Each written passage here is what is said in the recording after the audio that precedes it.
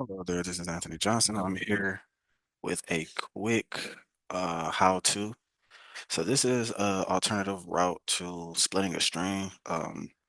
Came across my desk not too long ago. Of course, you can nest plenty of string functions, substring, chart index, and the likes, but I found a fairly simple way, but it is one caveat. The address has to be separated by commas. So let's walk through this. As you can see on the screen, we have our address and that's our output. So now let's do something like this. Select parse name, nested with a replace function. Then we're going to put our variable there at address. Then we want to find our separators, which is a comma. We want to turn them to periods. Okay, so now we turn them into periods. I have to specify a number. Alrighty, so now we're in this part. We're going to say, so we see here 1, 2, 3. We have three separated segments, but it's 1, 2, 3, 4, and it counts from right to left. So if we do 1 here, comma 1, we should only get back the 7, 5, 2, and 7. Now let's see. And that's it. You get the 715. So that's this piece of content would be 1, 2, 3, 4. So let's actually just split this up while we're here.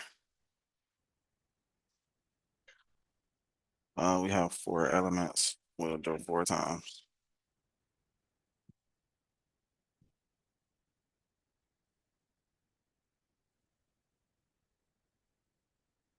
2, 3, and then 4. This will be as zip. This will be as state. This will be as city. And this will be as street address. Now let's see. All right, we got our full address, which is our first select.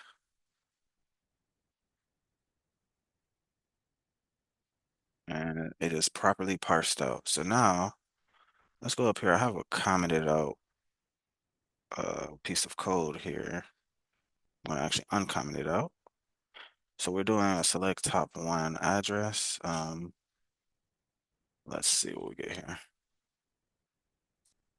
And as you can see, once you do it in a table with actual column name, it's all going to be on 1 row. So it's parsed out as expected. So if we look here, we have 2 comments. So we have 1, 2, 3 pieces of content. So as you can see here, let me comment this out so we don't have any confusion. I'm gonna comment this out as well. I was just working on something previous to recording this. Um, so we have 3. Oh, first off, let's start at the top. Purchase address. This is our full address. We start from right to left. So 3 is going to be this piece of content here. Or street name,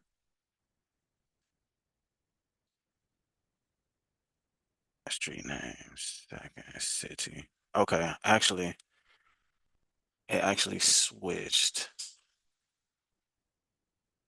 That's pretty odd. In the variable, you notice that it was from right to left. But if you look here, our street name, perhaps this is how it reacts when it comes to columns. It reacts from left to right.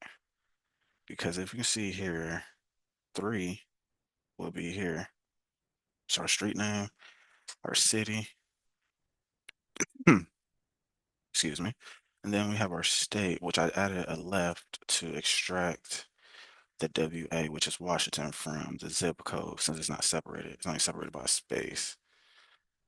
And then you can see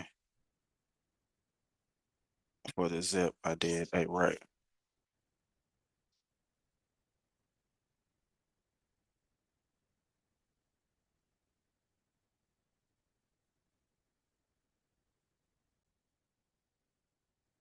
Okay, so let's just test our logic in real time. Although we did execute this, we are going to write this one more time just to test my logic. But from my understanding, I believe those from left to right, from right to left, but let's see. We're gonna say purchase,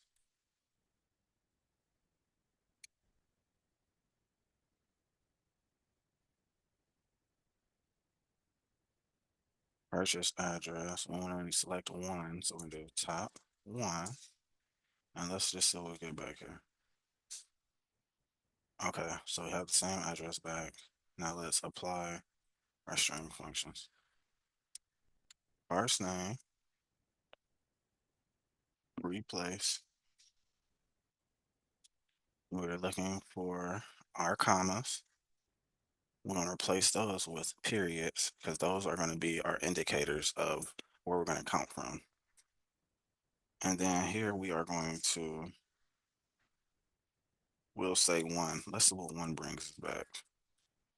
I thought it would have brought back Washington 98101, but we will see.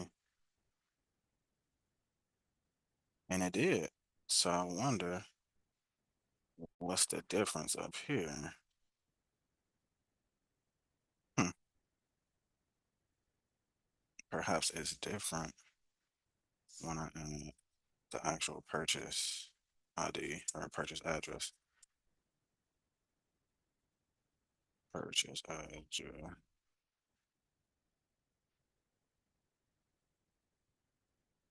Let's see. Okay, so it's looking like it's moving from right to left.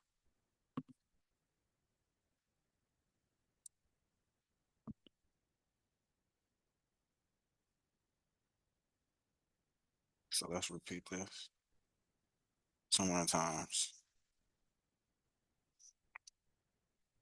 So that brought back one.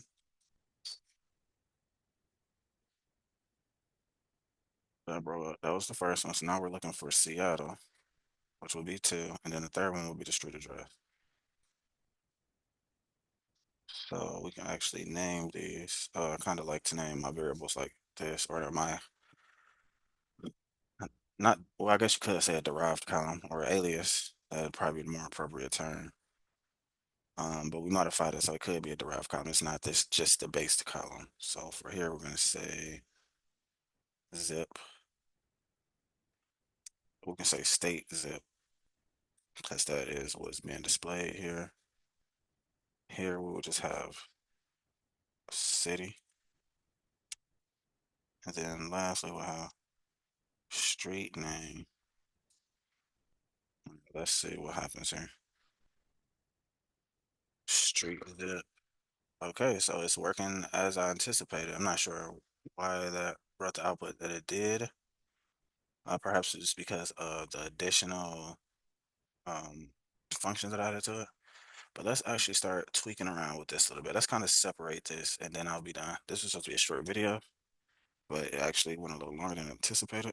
So let's do left, and we want to do left three because we have a spacer. Oh, I see. Thank you. Left three, so we should get WA back. And as you can see, we have that back.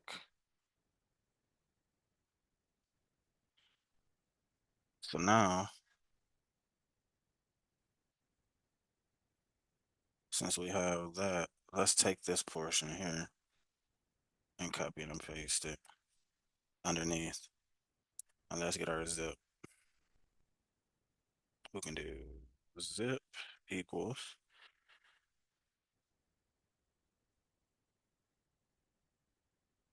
And so we want to do right. We're gonna do one, two.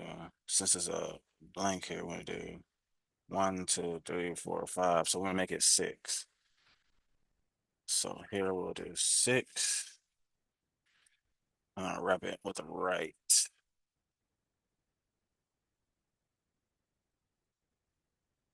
Okay, so we need one more. Okay. Okay, so we already have the parse, and then we're wrapping a right around it. There we go. Now let's execute this until we get back. And as you can see, it is appropriately broken down. Now, it's another way we can parse these out into the respective columns, tying them to their ID or their key to make it more normalized. But we're going to put a pin in that here. This was just a demo. SQL is ever growing its new functions and multiple ways to skin a cat in this language, or some people don't even call it a language. I think that's pretty disrespectful, but it is what it is. I hope you guys have a blessed day, and bye bye.